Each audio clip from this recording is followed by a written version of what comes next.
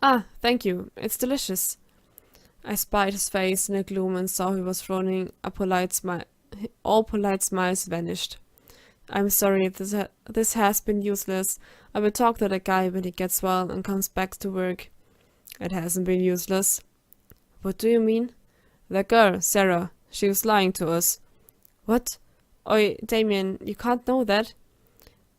Look, little bird, I have been playing poker for some years now, and I can tell when someone has something to hide, and that Sarah is hiding a lot, I can swear. Confused, I finished my piece of pie and decided I had already had enough for the day. The next day went by as usual, in which I now considered the pattern of my days in St. Michael's. Getting up, having a bath, church, breakfast, lessons, lunch, more lessons, then studying in the library or the study room, dinner, and, if I had overslept in the morning, queuing for the bathroom. That Tuesday, when we finished the classroom, Monty came closer, all smiles as always. Hey, I have news. As Samurai has broken his thumb, I have been allowed to join the cricket team for the rest of the year. Oh, congratulations. That's great. What are you doing this afternoon? Do you want to come and cheer for me in my first training? Genau, auf diesen Teil habe ich jetzt gewartet. Und zwar werden wir uns natürlich jetzt nicht für Monty entscheiden, weil sonst gehen wir wieder in Richtung Montys Geschichte und die kennen wir ja bereits. Deswegen go to the study room to meet Rick. I remember I told Rick we should spend more time together, hopefully without Monty, and that seemed a good chance. I'm sorry, Monty, I haven't advantage at all with that French composition, and we are supposed to hand it this week's. Monty's face turned sober, and I felt a little guilty. But I swear I will be the guy who cheers you in the loudest in your first match. He made a visible effort and smiled again. I hope so. Well, don't waste the study time and go already. We went downstairs together and then walked to our bedroom, and after leaving our books and taking what we needed next, we parted ways. Rick had left the classroom really quickly, and as I had assumed, he already had a spot on one of the tables. I approached him with a wide smile on my face. He seemed a bit surprised to see me there on my own, but he gestured me to take a chair from another table and sit by his side, since all the spots on his table were taken. In fact, there were barely any chairs occupied. We had finished our lessons just 10 minutes early. It was little wonder St. Michael's was so renowned. All the teachers were highly demanding, and the students were competitive and eager to impress the teachers and classmates. My grades had always been so, much to my dismay, and now I had to work twice as hard as my mates to reach their level. Rick was helping one of our classmates with maths, so I started with the French composition. After a while, I started to space out. Rick turned in my direction and caught me staring at the bookshelves. Hey, try to focus, will you? If you need my help, just say it. Embarrassed, I glanced down at my notebooks. Sorry, you're already busy. I don't want to disturb you. He smiled a little at that. I help these guys in exchange of having a seat always saved for me in the study room. This way I don't have to worry. I smiled back at him. Great, that's clever of you. As usual. Rick blushed and avoided my eyes, and I had to make an effort to focus on his explanations about the French sentences I needed to use in the composition. It was a bit difficult to focus on that when he was being so cute. Now and then, my eyes kept wandering to his lips, and the memory of the previous evening came back to me all of a sudden. That kiss with Damien, it had felt so good. I didn't want to think about it, but I couldn't help to wonder what it would be like to kiss Rick that way, to feel his lips against mine, the warmth of his body around mine, his tongue. Are you alright? I stared at my notebook again with downcast eyes, noticing how hot my cheeks felt. I bet I was red as a ladybug. How embarrassing. How could I think about that regarding Rick? He wasn't that way, not at all. He He was a normal guy, just an amazingly clever and well-read one, and of course he wouldn't be interested in something like that. Not with me anyway. Perhaps if I was a pretty girl, but being a boy? I swallowed down the knot in my throat and nodded at him. I tried my best at focusing on his words and in the damn French grammar that I would never get the hang of, I swear. But every time our eyes met, I felt a strange weight in my stomach and my heart skipped a beat. I had never felt something like this before. But I had read about it and I had heard my sisters talking about it to her friends between giggles. However, I didn't feel as giggling at all. Being infatuated with someone seemed as sweet feelings when others described it, but what I felt right then? Well, when I looked at Rick reading or talking with others, I felt a sweetness spreading through my chest. But as soon as he looked at me, it was a bit painful. He suddenly stared at me with a deep frown. I don't think you're feeling well. Let's go for a walk. A bit of cool air will help you if your head aches. I nodded and followed him out the study room. It's all Damien's fault, I decided. He and his twisted morals. Why the hell had I accepted to a kiss? Now I couldn't take it out of my mind to the point of corrupting my friendship with Rick. We walked slowly by the part of the woods that were closer to the school. The sun was setting down and none of us wanted to bump against something in the darkness. I was too conscious of Rick's shoulder brushing mine every few steps. Are you feeling better? Yes, thank you. Don't push yourself too hard. Do as much as you can, but once you're too tired, you will only get a headache if you keep studying. Yeah, you're right. I needed some fresh air. The afternoon was warm for the time of the year. Autumn seemed to arrive late. Alex, I was wondering, do you have a fiancé? What? Why was he asking me that out of the blue? I blushed and tried not to stutter. Of course not. I'm way too young to think about that. He sighed and glanced down in silence. Why do you ask? Do you have one? He nodded and scratched his head. My heart started aching with a slow burning. My parents thought it was a good idea to engage me with the daughter of one of my father's associates in his firm. Oh, I see. Are you asking me because my father is also a lawyer? Vic shrugged. He looked sad, and I felt a sudden urge to offer him a hug. But I refrained, of course. I was sure Rick would feel awkward if I hugged him. My father's not like that, I told you. His firm is very modest, and I don't think he would ever consider arranging an engagement with someone I don't like. It's not that I don't like her. Suzanne seems a nice girl. The problem is that I don't know her. I don't think we have shared more than 5 sentences. Well, you still have a lot of time ahead of you until you two get married. I guess you will get to know her better. Rick fisted his hands and frowned. But I don't feel like getting to know her. I just wished they left me alone. Why should I marry whoever my father wants anyway? And follow the career he wants me to follow and so on. I'm nothing but a caged bird. One day can teach how to say yes sir and thank you and not to everything. He suddenly unclenched his hands and let them fall to his sides. He looked miserable, and this time I couldn't help but reach for his right hand and twine our fingers. He didn't flinch or push my hand aside. Sorry, I didn't mean to start complaining like that. No, I'm glad. I know you're a private guy, but I would like to know you better, if you feel like it, of course. He nodded, smiling shyly. The next time I complain like that, please make me stop before I embarrass myself. How come you're embarrassing yourself? You can open your heart to a friend and, a shared burden weighs half as much. His smile widened. I lowered my eyes, self-conscious. Or so my mother says. It's all right, thank you very much. He squeezed my hand and I looked at him again, relieved. Sometimes I felt a bit dumb when talking to him. It's normal to feel that way, after all. Your parents seem very demanding. Yes, they are. It's usually all right, but, sometimes it's overwhelming.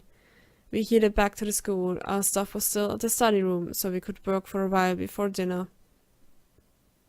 I decided I would try to keep my mind focused and leave my inappropriate feelings well hidden. Despite my intentions and my goodwill, I started to feel awkward around Rick. It couldn't be helped.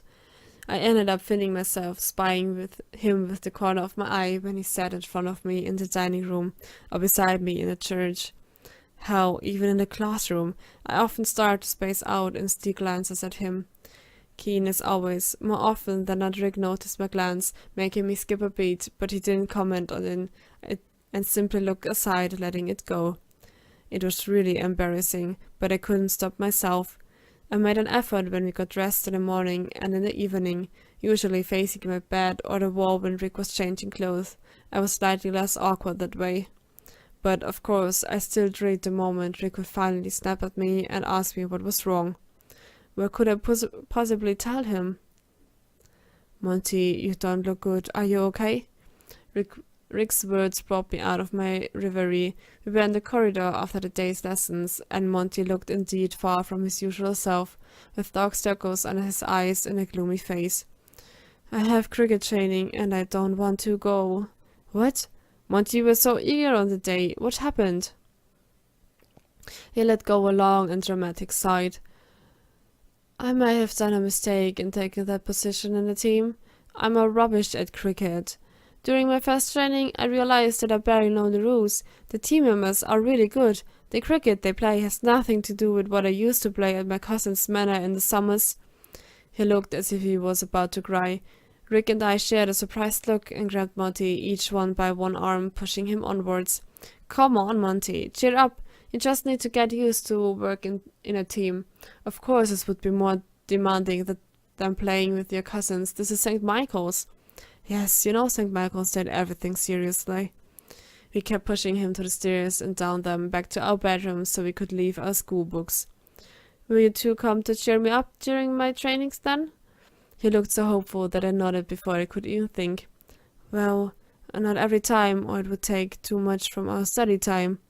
Monty's lips formed a disappointment. "Oh," I squeezed his forearm while glaring at Rick and hurried to add, "but most of them, of course, at least until we feel more confident." "Thank you, guys.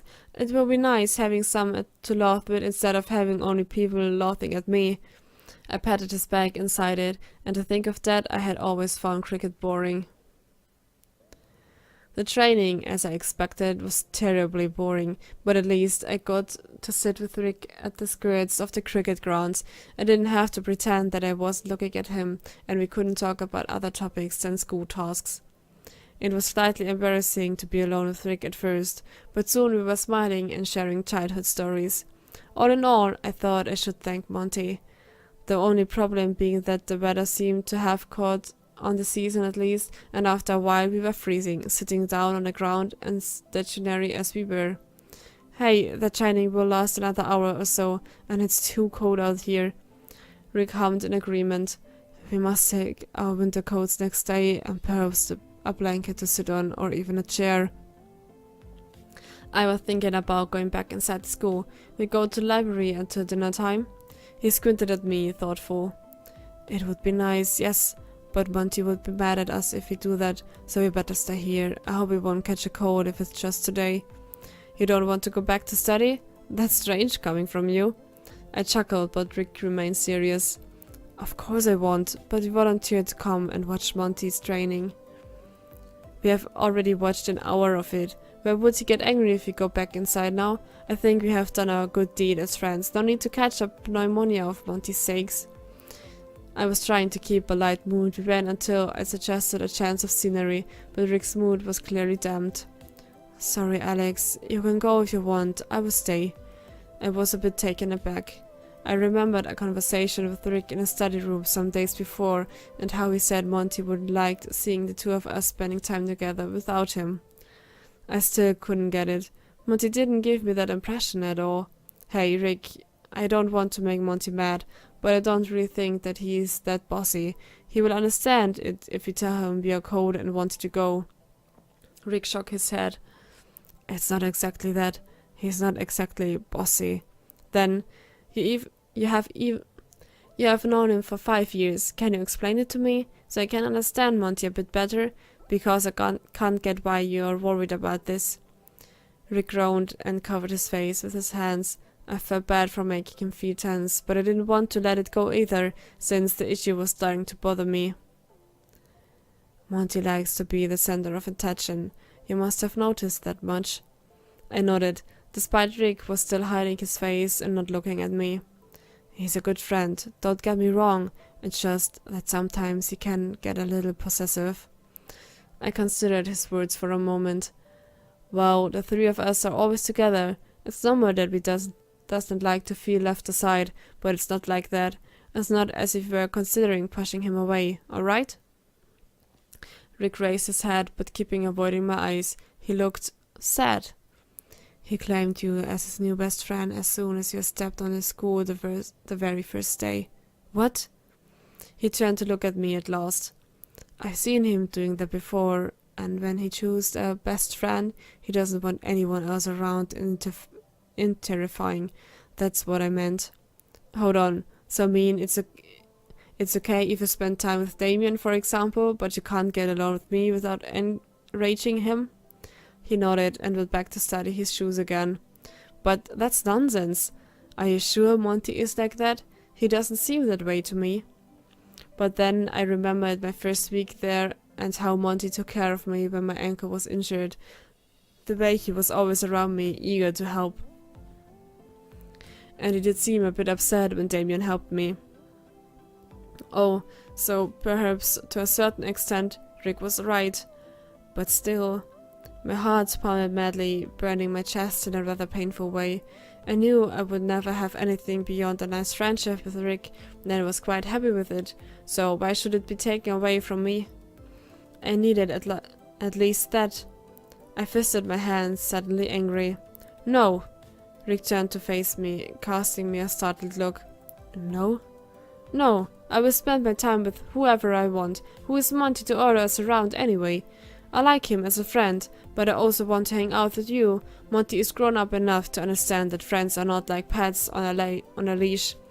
So let's spend time, the three of us together, but when he's busy, you and I can do as we wish, without having to hide it from Monty. Rick blushed and wriggled his hands, uncomfortable. I don't know, Alex. I like to be with you on your own too, but I prefer if Monty doesn't know. Why? What is it that worries you? I felt as if we were running in circles. So frustrating. I don't want to be shunned. I know how Monty is. Now you're saying these really kind things to me, but if Monty was mad with me, he would convince you easily to turn your back on me. I was dumbfounded by his words. Do you really think he is able to react that way? And, moreover, do you think so low of me? Do you really believe that I would do Monty spinning as simply as that when it comes to unfriend someone? Rick's blush deepened and he ended hiding his face from me again. I squeezed his forearm. I would never do that. You can be reassured. You're my friend as much as Monty, or even more, okay? So stop this stupid way of thinking already. As long as you want me as a friend, I'll be here for you. And despite his face was still as radiant as before, I spied a tiny smile on his face. Is that so? Really? Really. You can consider me your best friend if you wish. Rick smiled widely at my words, but he still didn't dare to look at me. I couldn't help to chuckle, although I knew how awkward he was feeling right then. He was really cute. I would have liked to hug him tightly, but some of the cricket players were glancing at us now and then already, and even thought I wasn't too worried about Monty's reaction about my friendship with Rick. I was sure Rick was exaggerating it due to his own insecurity. I was never sure about it, if I was crossing any line with Rick or not, so I refrained from hugging Rick and resorted to squeezing his forearm again. In the end, we stayed in the cricket ground for a bit longer until the training finished. It ended sooner than we expected, though, because it started to rain and we all had to run inside to avoid getting drenched. The next Sunday, Monty had plans with his family again. He was pouting and complaining since he woke up, but in fact I thought he was lucky to be able to leave the school almost every weekend. I could get a bit claustrophobic sometimes. It had been raining all week long, so we could even go to the woods for a walk or play cricket. What are you guys doing today? Studying? Rick sighed and stretched lazily on his bed. I guess there's nothing else to do here anyway. I had some mates from the cricket team are throwing a little party in the bedroom this evening after dinner. We can go together if you want. Really? That would be great. Will we be allowed? Alex and I are not in the cricket team after all. Monty offered us a mischievous grin. I will pay you entrance. I bet I can get one of my older cousins to buy alcohol for me. I chuckled. Will you enter a bottle inside St. Michael's, turning into a smuggler for us? Really? Monty tousled his hair and laughed. Why not? Once in a while it's not wrong, but remember, don't say a word to anyone. We don't want it to reach Wilson's ears. He left after breakfast, and Rick and I took our books in order to go to the library until I had another idea. Do you mind if you go to another place before the library? Well, any distractions is welcome. Where do you want to go? I scratched my head, feeling somewhat silly. Well, you know, I always say that all this conspiracy against me is just your imagination, but it bothers me the fact that we haven't heard any more about that Mark guy. He just worked here for a week and then got sick, unless Damon is right and that maid was lying. The two of us hummed at the same time, thoughtful. Then do you want to try to find out something else about Mark? Do you want to ask the maid again? I don't think she would tell us anything, but anyway, we could go down to the kitchen and ask the cook if she has heard something about Mark. She's very nice. But I thought I wasn't allowed to enter the servants' area. I shrugged, grinning. If Damien introduced me, I can as well introduce you. And that's what we did. It took me a while, but I managed to find a way to the door that led to the servants' stairs and the kitchen. I regret to say your sense of discretion is non-existent. I know. But he was smiling, so I guessed as long as he wasn't annoyed by that, it didn't matter, although it was still embarrassing. It wasn't my fault that the building was a huge labyrinth. Oh, hello, darlings. You're Damien's friend, right? I nodded with my brightest smile. You boys know that students are not allowed in this area. Sorry, Mrs. Hutchinson. It's raining outside, and my friend Rick and I were thoroughly bored. I'm sorry for the inconvenience, ma'am. The woman sighed and waved us to come closer to the kitchen table. I guess studying all day is surely boring, and boys must be boys, right? Have you had breakfast? I have some muffins left. Sit down and have a cup of tea with us. We took 2 chairs and approached them to the long table. Only 2 maids were having tea and cleaning the silverware and candlesticks. They grinned at us and poured us tea. In fact, Mrs. Hutchinson, we wanted to ask you about Mark's health. He is one of the boys who attend the dining room the first week and seems to have vanished in thin air since then. Mark? Do we have someone called Mark? One of the maids whispered something to her that I couldn't catch. Ah, is that so? One of the new servants, As she turned to the other side of the kitchen, leaving us more curious than before, I stood up and followed her. Is there something wrong about the new servants? I don't like gossip anyway. I can't pinpoint what exactly is there I don't like about them, but yes, they're a bit odd, let's say. Rick came closer to us as well, frowning. As if they didn't have experience working as servants, perhaps? They all seem to be trained, and I know for sure they came with references, or the head teacher would have never hired them, but their attitude, it's not what we could call appropriate. How come? Are they bad-mouthed? The good woman bit her bottom lip, as if considering Rick's words. In the end, she just shook his head, slightly upset. Not exactly that, I don't know. And there's that woman, Sarah. Ah, Damien and I talked with her the other evening. The cook didn't like my words at all, and regretted at once having opened my mouth. That's not surprising coming from Damien. The boy is a magnet for that kind of woman, it seems.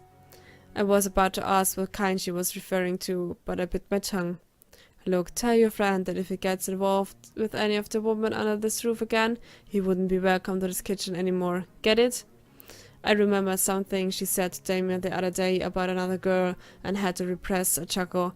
Damien sure had no morals at all.